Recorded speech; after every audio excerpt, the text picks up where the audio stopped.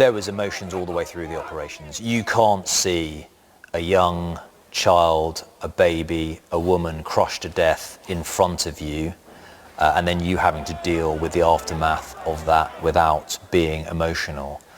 But our men and women are incredibly resilient and incredibly professional, and the scenes of emotion were saved till after the event, till after they did their duty. I think it was more chaotic than we perhaps first thought. But then, that was the unfolding situation that presented ourselves. On the airfield in the early few days, you had desperate Afghans trying to flee, literally running towards aircraft. So that sort of set the tone for what would follow. When you are dealing with a very large crowd that is fearful, in fear of its life, when women and children are being crushed and, yes, dying in some cases in your arms, your agency to deal with the situation and change it is very different than when you're on combat operations. But we evacuated over 15,000 people. I don't think that's helpless, but you know that there's only so much you can do. You know that everything outside your sphere of influence is controlled by the Taliban, and they're on a very, very different timeline and intent to your own.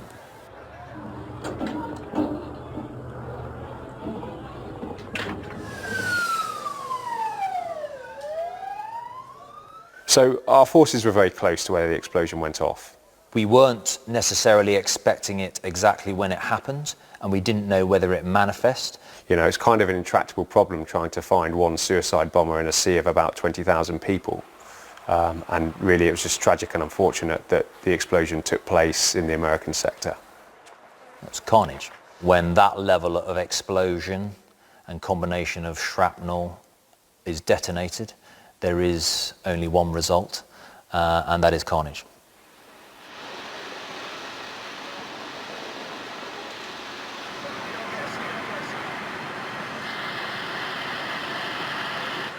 I think when you look at the numbers and the figures, the time we had to recover people and the environment and threat that was there, I think the figure that we achieved, allows us to be relatively comfortable with what we were able to do.